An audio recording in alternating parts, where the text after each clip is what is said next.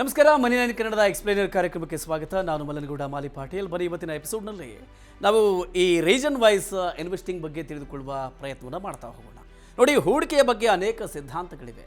ದೈನಂದಿನ ಬಳಕೆಯ ವಸ್ತುಗಳ ಜೊತೆಗೆ ದಿನಂಪ್ರತಿ ನಮಗೆ ಕಾಣಸಿಗುವ ಕಂಪನಿಗಳಲ್ಲೂ ಕೂಡ ಹೂಡಿಕೆಯನ್ನು ಮಾಡೋದು ಉತ್ತಮ ಅನ್ನುವುದು ಹೂಡಿಕೆದಾರ ವಾರೆನ್ ಬಫೆಟ್ ಅವರ ಅಭಿಪ್ರಾಯ. ಭಾರತದಲ್ಲಿ Colgate, HUL, Maruti, ITC, Nestle, Britannia, Tata Consumer, Bata, Sun Pharma, IOL Chem, IOC ಮೊದಲಾದವುಗಳನ್ನು ಭಾರತದಲ್ಲಿ ನೀವು ಪರಿಗಣಿಸಬಹುದಾಗಿದೆ. ಅನೇಕ ಸಂದರ್ಭಗಳಲ್ಲಿ ನೀವು ಕಚೇರಿಗೆ ಹೋಗೋದಕ್ಕೆ ಅಥವಾ ಹೊರಗೆ ಸುತ್ತಾಡೋದಕ್ಕೆ ಹೋದಾಗ ವಿವಿಧ ಕಂಪನಿಗಳ ಫ್ಯಾಕ್ಟ್ರಿಗಳನ್ನು ನೀವು ನೋಡಬಹುದು. ಉದ್ಯೋಗಿಗಳು ಆ ಫ್ಯಾಕ್ಟ್ರಿಗೆ ಬರೋದು ಹೋಗೋದನ್ನು ನೋಡಿದರೆ ನಿಮಗೆ ಆ ಕಂಪನಿ ಏನನ್ನು ಉತ್ಪಾದನೆ ಮಾಡುತ್ತೆ, ಅದರ ದೈನಂದಿನ ಟರ್ನ್ ಓವರ್ ಎಷ್ಟು, ಪ್ರತಿ ವರ್ಷ ಅದು ಎಷ್ಟು ಲಾಭ ಗಳಿಸುತ್ತೆ, ಹೀಗೆ ಅನೇಕ ಪ್ರಶ್ನೆಗಳು ನಿಮ್ಮ ಮನಸ್ಸಿನಲ್ಲಿ ಮೂಡೋದು ಕೂಡ ಸಹಜ. ಹೀಗಾಗಿ ನಮ್ಮ ದೈನಂದಿನ ಬಳಕೆಯ ಉತ್ಪನ್ನಗಳಲ್ಲಿ ಹೂಡಿಕೆಯನ್ನು ಮಾಡುವುದರ ಜೊತೆಗೆ ನಾವು ನೋಡುವ ಕಂಪನಿಗಳಲ್ಲೂ ಕೂಡ ಹೂಡಿಕೆಯನ್ನು ಮಾಡಬಹುದು ಅನ್ನೋದನ್ನು ನಾವೀಗ ತಿಳ್ಕೊಳ್ಳೋಣ. ನವೆಂಬರ್ 2021ರಲ್ಲಿ ಪೇಟಿಎಂನ IPO ಪರ್ಫಾರ್ಮೆನ್ಸ್ ನೋಡಿದ ಮೇಲೆ ಪುರಾತನ ಕಾಲದಿಂದ ಇರುವ ಬ್ರೇಕ್ ಆ್ಯಂಡ್ ಮಾರ್ಟರ್ ಕಂಪನಿಗಳ ಷೇರುಗಳಲ್ಲಿ ಹೂಡಿಕೆಯನ್ನು ಮಾಡುವವರ ಉತ್ಸಾಹ ಹೆಚ್ಚಾಗಿದೆ. ಪುರಾತನ ಕಂಪನಿಗಳಲ್ಲಿ ಹೂಡಿಕೆ ಅಂದರೆ ಕಾಲಕ್ಕೆ ತಕ್ಕಂತೆ ಇಲ್ಲದ ಔಟ್ಡೇಟೆಡ್ ಆಗಿರುವ ಅಥವಾ ಇತರೆ ಕಂಪನಿಗಳಿಗಿಂತ ಹಿಂದುಳಿದಂಥ ಕಂಪನಿಗಳು ಅಂತ ಏನೂ ಅಲ್ಲ. ಈ ಕಂಪನಿಗಳದ್ದು ಸಾಂಪ್ರದಾಯಿಕ ಉದ್ಯಮ ಅಥವಾ ಈ ಕಂಪನಿಗಳನ್ನು ನಾವು ನಮ್ಮ ನೆರೆಹೊರೆಯಲ್ಲಿ ನೋಡ್ತಾ ಇರ್ತೀವಿ ಅಥವಾ ಸುತ್ತಮುತ್ತಲಿನ ಪ್ರದೇಶಗಳಲ್ಲಿ ಇವುಗಳ ಏರುವಿಕೆಯನ್ನು ಗಮನಿಸ್ತಾ ಇರ್ತೀವಿ. ಇವು ಈ ಕಂಪನಿಗಳ ಔಟ್ಲೆಟ್, ವೇರ್ಹೌಸ್ ಅಥವಾ ತಯಾರಿಕಾ ಘಟಕಗಳು ಆಗಿರಬಹುದು. ನೋಡಿ, ನೀವು ಕಂಪನಿಯ ಷೇರುಗಳನ್ನು ಖರೀದಿಸ್ತಾ ಇದ್ದೀರಾ ಅಂದರೆ ನೀವು ಆ ಕಂಪನಿಗೆ ಫಂಡಿಂಗ್ ಮಾಡ್ತಿದ್ದೀರಾ ಅಂತಾನೆ ಅರ್ಥ. ಸರಳವಾಗಿ ಹೇಳೋದಾದರೆ ಆ ಕಂಪನಿಯ ಬಿಸ್ನೆಸ್ಗೆ ಹಣವನ್ನು ಹಾಕ್ತಿದ್ದೀವಿ, ಹೀಗೆ ಆ ಕಂಪನಿಗೆ ಪಾಲುದಾರರಾಗ್ತಿದ್ದೀವಿ. ನಮ್ಮ ಪಾಲಿನ ಷೇರು ಕೇವಲ ಶೇಕಡ 0.00001ರಷ್ಟಿದ್ರೂ ಕೂಡ ಷೇರು ಖರೀದಿ ಅಂದ ಮೇಲೆ ಕಂಪನಿಯಲ್ಲಿ ನಮಗೆ ಪಾಲಿದೆ ಅಂತಾನೆ ಅರ್ಥ. ಜಾಣ ಹೂಡಿಕೆದಾರರು ತಾವು ಹೂಡಿಕೆಯನ್ನು ಮಾಡುವ ಪ್ರತಿ ರೂಪಾಯಿಯ ಮೇಲೂ ಕೂಡ ಗಮನವನ್ನು ಹರಿಸ್ತಾರೆ. ನಾವು ಹೇಗೆ ಒಂದು ವಸ್ತುವನ್ನು ಕೊಂಡುಕೊಳ್ಳುವಾಗ ತುಂಬ ಸಲ ಯೋಚನೆ ಮಾಡ್ತೀವೋ ಅದೇ ರೀತಿ ಹೂಡಿಕೆಯನ್ನು ಮಾಡೋದಕ್ಕೂ ಮೊದಲು ಅದನ್ನು ಅರ್ಥ ಮಾಡ್ಕೋತಾರೆ. ಕಂಪನಿಯ ಘಟಕ, ಔಟ್ಲೆಟ್, ವೇರ್ಹೌಸ್ ಮೊದಲಾದವುಗಳು ನಮಗೆ ಕಾಣಸಿಗುತ್ತೆ.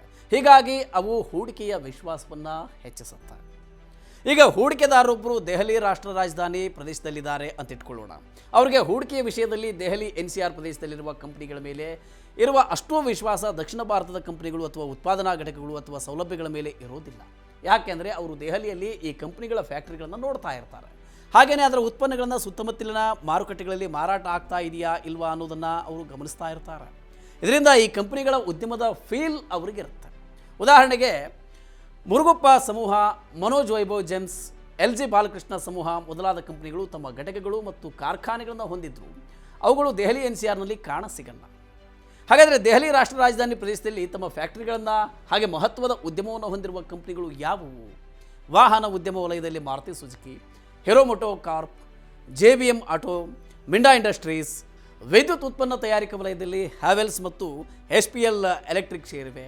ಇನ್ನು ಪ್ಯಾಕಿಂಗ್ ವಲಯದಲ್ಲಿ ಯುಪ್ಲೆಕ್ಸ್, ಕ್ಷಿಪ್ರ ಮಾರಾಟದ ಗ್ರಾಹಕ ಬಳಕೆ ಅಂದರೆ FMCG ವಲಯದಲ್ಲಿ ಡಾಬರ್, ರಿಯಲ್ ಎಸ್ಟೇಟ್ ವಲಯದಲ್ಲಿ DLF ಮಹತ್ವದ ಉದ್ಯಮಗಳನ್ನು ಹೊಂದಿವೆ. ಹಾಗಾದರೆ ದೆಹಲಿ NCRನಲ್ಲಿ ಉತ್ಪಾದನಾ ಘಟಕಗಳು ಅಥವಾ ಉದ್ಯಮಗಳನ್ನು ಹೊಂದಿರುವ ಈ ಎಲ್ಲ ಕಂಪನಿಗಳಲ್ಲಿ ಹೂಡಿಕೆಯನ್ನು ಮಾಡಬಹುದಾ ಎಂಬ ಪ್ರಶ್ನೆಗೆ ತಜ್ಞರಿಂದ ಉತ್ತರವನ್ನು ಪಡೆಯೋಣ ಬನ್ನಿ. ಮಂತ್ರಿ ಫಿನ್ಮಾರ್ಟ್ನ ಸಂಸ್ಥಾಪಕರಾದ ಅರುಣ್ ಮಂತ್ರಿಯವರು ದೆಹಲಿ NCRನಲ್ಲಿ ಫ್ಯಾಕ್ಟರಿ ಅಥವಾ ಘಟಕಗಳನ್ನು ಹೊಂದಿರುವ ಕಂಪನಿಗಳಲ್ಲಿ ಹೂಡಿಕೆಯನ್ನು ಮಾಡೋದಕ್ಕೂ ಮೊದಲು ಅವುಗಳ ಮೂಲಭೂತ ಅಂಶಗಳನ್ನು ಪರಿಗಣಿಸುವುದು ತುಂಬಾ ಮುಖ್ಯ ಅಂತ ಹೇಳ್ತಾರೆ. ಅದರ ಜೊತೆಗೆ ಕಂಪನಿಯ ಮತ್ತು ಅದರ ಮ್ಯಾನೇಜ್ಮೆಂಟ್ನ ಟ್ರ್ಯಾಕ್ ರೆಕಾರ್ಡ್ ವಿಶ್ಲೇಷಣೆ ಮಾಡಬೇಕು. ಅಷ್ಟೇ ಅಲ್ಲ, ಕಂಪನಿಯು ಲಾಭದಾಯಕವಾಗಿದೆಯಾ ಅಥವಾ ಇಲ್ವಾ ಅನ್ನೋದನ್ನು ನೋಡಬೇಕು. ಅದರ ಜೊತೆಗೆ ಮುಂದಿನ 2 ರಿಂದ 3 ವರ್ಷಗಳಲ್ಲಿ ಆದಾಯ ಗಳಿಕೆ ಸಾಧ್ಯತೆ ಏನಾದರೂ ಇದೆಯಾ ಅನ್ನೋದನ್ನು ಸರಿಯಾಗಿ ಗಮನಿಸಬೇಕಾಗಿರೋದು ತುಂಬಾ ಮುಖ್ಯ. ದೀರ್ಘಾವಧಿ ದೃಷ್ಟಿಕೋನದಿಂದ ನೋಡೋದಾದರೆ Dabur, Hero Moto Corp, Maruti, Havells, Minda Industries, DLFಗಳು ಉತ್ತಮವಾದ ಆಯ್ಕೆ. ಹೀಗಾಗಿ ನಮ್ಮ ಸುತ್ತಮುತ್ತಲಿನ ಘಟಕಗಳು ಅಥವಾ ಕಾರ್ಖಾನೆಗಳನ್ನು ಹೊಂದಿರುವ ಕಂಪನಿಗಳಲ್ಲಿ ಹೂಡಿಕೆಯನ್ನು ಮಾಡೋದಕ್ಕೂ ಮೊದಲು ಅವುಗಳ ಫಂಡಮೆಂಟಲ್ಗಳನ್ನು ಸರಿಯಾಗಿ ಮೌಲ್ಯಮಾಪನ ಮಾಡಿ. ಆದಾಗ್ಯೂ ಕೂಡ ಹೂಡಿಕೆಯ ದೃಷ್ಟಿಯಿಂದ ಪ್ರದೇಶವಾರು ಪೋರ್ಟ್ಫೋಲಿಯೋ ರೂಪಿಸಿಕೊಳ್ಳಬಹುದು. ಈ ರೀತಿಯ ಇನ್ನಷ್ಟು ಮಾಹಿತಿ ಮತ್ತು ಪರ್ಸನಲ್ ಫಿನಾನ್ಸ್ ವಿಚಾರಗಳಿಗೆ ಡೌನ್ಲೋಡ್ ಮಾಡಿ ಮನಿ ನೈನ್ ಕನ್ನಡ ಆ್ಯಪ್ ಹಾಗೂ ಯೂಟ್ಯೂಬ್ನಲ್ಲಿಯೂ ಸಬ್ಸ್ಕ್ರೈಬ್ ಆಗಿ, ಲೈಕ್ ಮಾಡಿ, ಶೇರ್ ಮಾಡಿ. Thank you.